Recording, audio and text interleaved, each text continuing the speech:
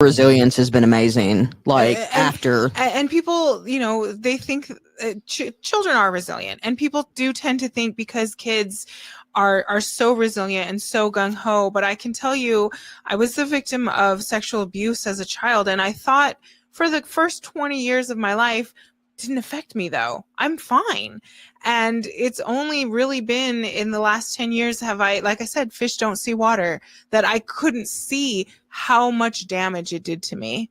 And so I think that I'm glad that the boys aren't showing signs already of trauma, but they were traumatized and they do need a lot of help. And I wish that we had a way to give them the funds are almost unlimited that the taxpayers are going to be spending to keep those monsters, like you said, with meals and taken care of and healthcare. And I wish that we could give them nothing and use all of those funds for these boys. Yeah, no question about it. And look, we've got to break the cycle. I always say, as a person who is an investigative journalist and, a defender of freedom and fight against injustice, I always say I'm like Superman, but I don't wear a cape. And the reason that I say that is because there's three groups of people in particular that really, really make me upset when they are taken advantage of or abused. And that's, of course, the unborn, of course, children, and the elderly. And if we can't take care of those three sectors of our society, then what does that say about us? And so I always fight real hard for the protection of the most innocent among us. And times have changed so much. You made me think of something when you were talking about back in our day, back growing up in the 80s, that I'm even older than you. Things to worry about. You had different things. I was to born worry in 75, about. so I graduated high school in 93. Oh, just a little older than you were 2, I guess. Yeah, you were 2 when I graduated high school. So. No, Kelvia was 2. And I've got the hair to prove it. So. But when I was in school, my parents didn't have to worry about the teachers. Right. You know what I mean? And now so many cases, and it's not just male predators. There are women predators for young boys. And I know so many people you would see in the comments, like on social media, when a teacher had abused a young boy. Oh, back in my day, the teachers were ugly and these are like hot teachers. And that kid was so lucky. Like, it's damaging. It happens in high school a lot with female teachers. It's damaging to their young mind. And as I said, when you and I were talking just before the show started, when there is sexual abuse of a child, it damages part of that child's brain. It's brain damage because you can never, you can't fix it. It's damaged the brain forever. And that's why I know all children who have been abused need therapy. It doesn't matter how resilient they seem or how great it seems like they're doing. They need therapy because it damages them.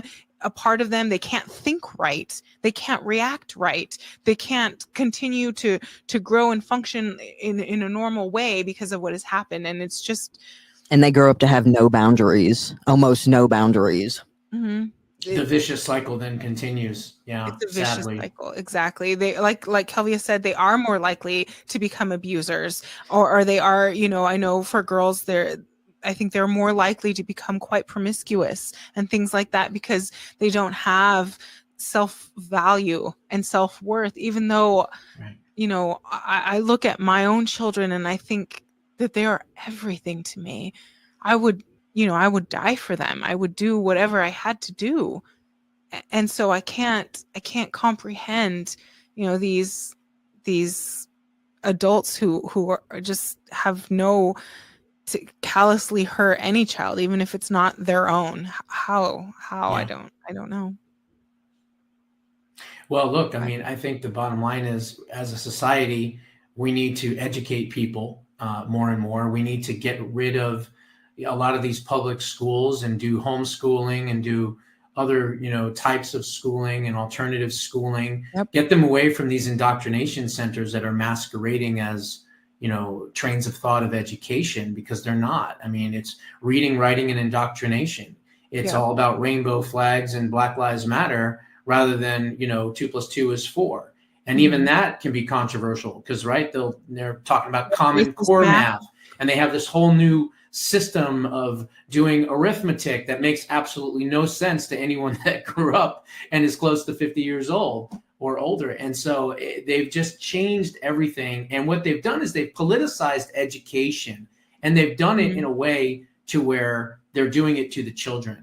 So by the time these children graduate from high school, they're pretty much close to being at least socialists at that time. Then they go to college and they meet their Marxist professor who tells them that the Constitution is an inherently racist document that needs to be changed over time. Then they meet those people, and the next thing you know, they become communists. And hopefully, by the time they start working, paying taxes, having children, being married, raising a family, then they start to kind of figure it out. Okay, what I was taught in college and high school is not what real world is like, and they become a conservative and a conservative value voter and things like that. But in the beginning, when they're altruistic, when they feel invincible, when they feel as though nothing can hurt them or harm them, then they're going to listen to a lot of demonic forces, sadly. And a lot of those forces are going to be very powerful forces. And so by removing them from that situation, having them go to private schools, having them go to charter schools, things like that, that actually concentrate more on skill sets and things like that rather than indoctrination, then you can have a new generation of thoughtful, thought-provoking, independently minded and thinking individuals. And I think that with how fast things can go downhill, like politically and economically and in the world today, we really don't have time for these people who've just been through these liberal colleges to wake up to the conservative message, because we need people to act now. We need people to vote now for conservative representation that are going to bring on, conservative Supreme Court justices and things like that. But I really like all your opinions, Josh. No wonder we invited you on the show. We can read more about your opinions in your book. Preserving Liberty is the book. Bold and Brave Solutions to Save America and Create Permanent Freedom. It's been endorsed by 2 New York Times bestselling authors, Roger Stone, a good buddy of mine, and Alan Dershowitz, the famous defense attorney, as well as the foreword was written by another good buddy of mine, Congressman Paul Gosar here in Arizona. And there are 10 legislative ideas in the book. There's an additional 30 other solutions. So what I do in the book, and it's called Preserving Liberty for a reason, I go through all of the things, all the organizations, all the people, everything, the judges, the intel officials, you name it. I use their emails against them in the pages, FBI, CIA, NSA, you name it. And I show what they have done. I explain it all. And then I give solutions on every single chapter. There's 10 chapters. It's an easy read, 150 pages. But this is a book you want to read with a yellow highlighter in your hand. And my goal in writing it was to give the reader audible gasps at the information that they find in the book. So, folks, you can go to Amazon and you can look up Preserving Liberty. You'll see my face for radio pointing at you on the cover. And you can pick up the book right now. Great. And it's on Audible, you said, right? Yeah, there's Kindle. There's a Kindle version. It's on Amazon. It's on Barnes and Nobles. It's at Target. It's done by Simon & Schuster's distribution, and Skyhorse Publishing is the publishing company. So it's very nice. I think I'd like to have you back on the show another time.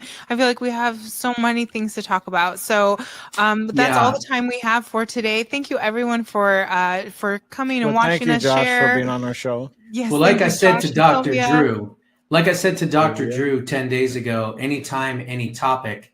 And I think he's going to take me up on that as well. So if you want anytime, any topic, I'd be happy to come back. Awesome. Thank you. I will definitely make sure we take you up on that. So Fantastic. We will see you guys next week. We have stay tuned to the Chips and Salsa show next Tuesday.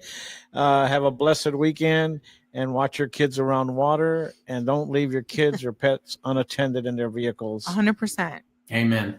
Amen. Thanks. Bye, guys.